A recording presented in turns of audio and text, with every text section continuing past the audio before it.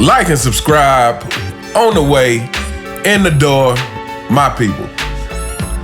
So today, because a lot of you fanboys like to try to diminish Michael Jordan's competition somehow. Like to say that he was playing plumbers, or like to say that the Bulls were a super team, or like to say that the Bulls team was just so much better than everyone else, which is why Michael Jordan is 6-0 in the finals, 6 finals MVPs, never going to a game 7. Any kind of things y'all can use to discredit that, you try to bring it up. So today we are going to talk about Michael Jordan's competition so that you fanboys understand that Michael Jordan was the mismatch. The singular person, Michael Jordan himself, was the mismatch, which is what you cannot say for LeBron James-led teams.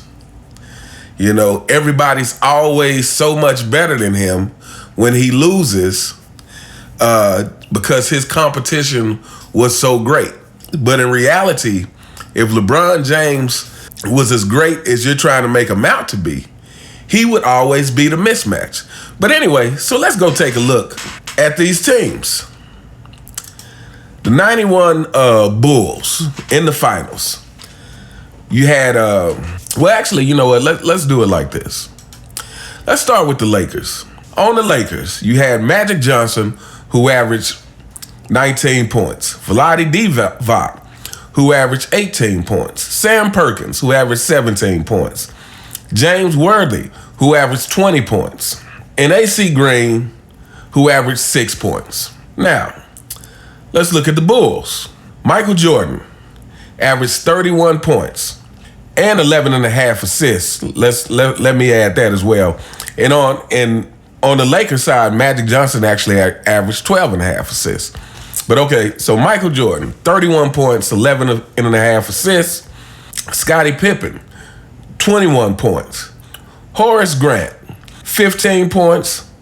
John Paxson, 13 points. Bill Cartwright, 9 points. Now, fanboys, go back and rewind that and listen to those numbers again. And you tell me, where was the mismatch? What was so uneven about those teams except Michael Jordan?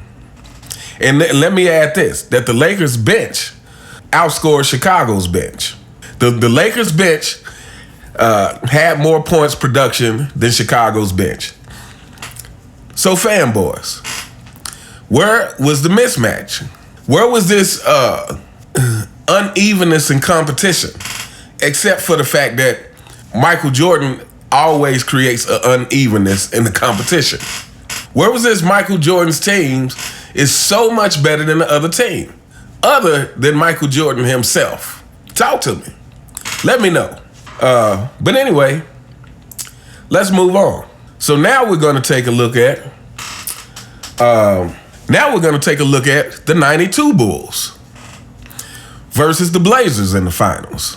And for the Blazers, you had Clyde Drexler, who averaged 25 points a game. Terry Porter, who averaged 16. Jerome Kersey, who averaged 15. Clifford Robinson and Danny Ainge, both averaging 10 points a game. On Chicago, you had Michael Jordan, who averaged 36 points a game. Scottie Pippen, who averaged 21. John Paxson, who averaged 10. Horace Grant, who averaged 9.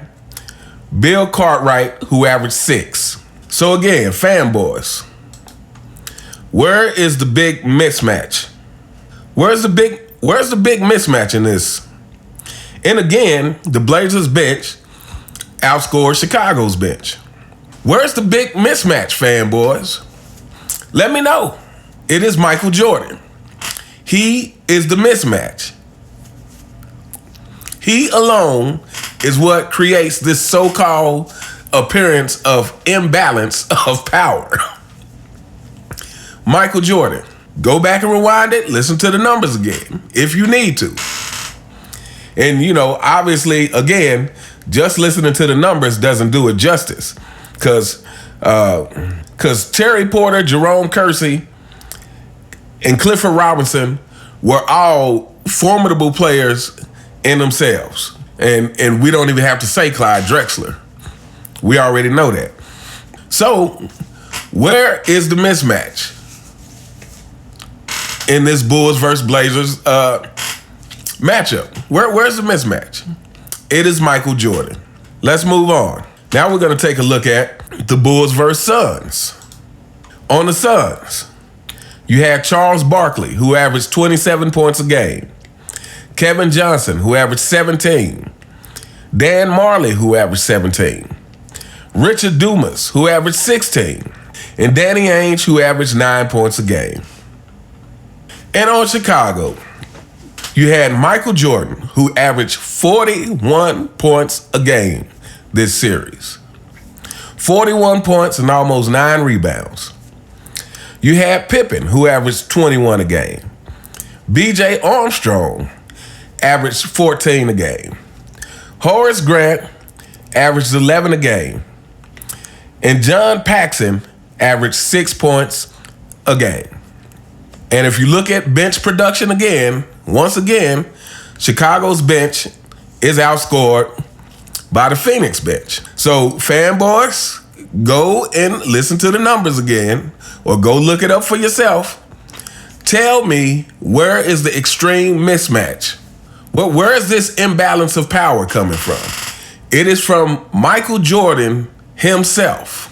So when you guys want to, and I think we're just gonna do the first three-peat on this video, and then we'll go through the second three-peat on another video. But when you guys want to try to act like Michael Jordan's competition was just so much weaker than him, what you are really saying is that Michael Jordan was the deciding factor,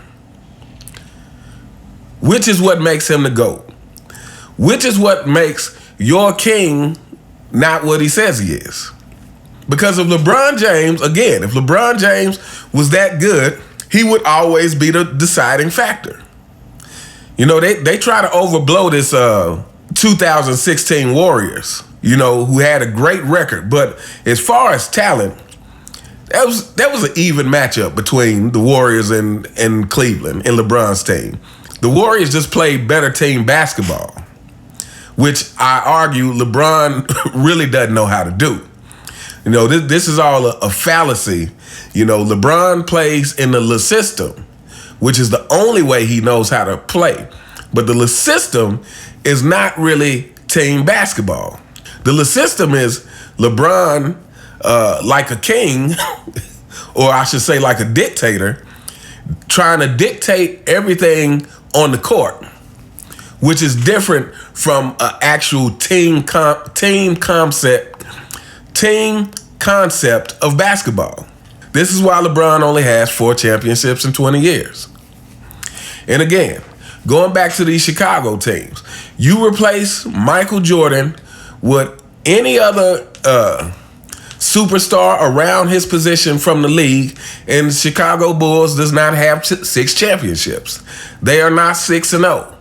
They are not 6-0 in the finals, would never go into a game 7. You replace Michael Jordan on any of those teams with the next talent, replace him with Clyde Drexler. Swap out Michael Jordan for Clyde Drexler, and I guarantee you the Bulls are not 6-0. But more than that, swipe out Michael Jordan with Clyde Drexler, and Michael Jordan is now playing with Jerome Kersey and Terry Porter and Buck Williams, Cliff Robinson. And I guarantee you that is a championship team. That is now a championship team. Michael Jordan was the mismatch, people. So yeah, you fanboys, y'all really need to come up with something else. Come up with something else. Or at the very least, go back and look at these teams before you open up your mouth.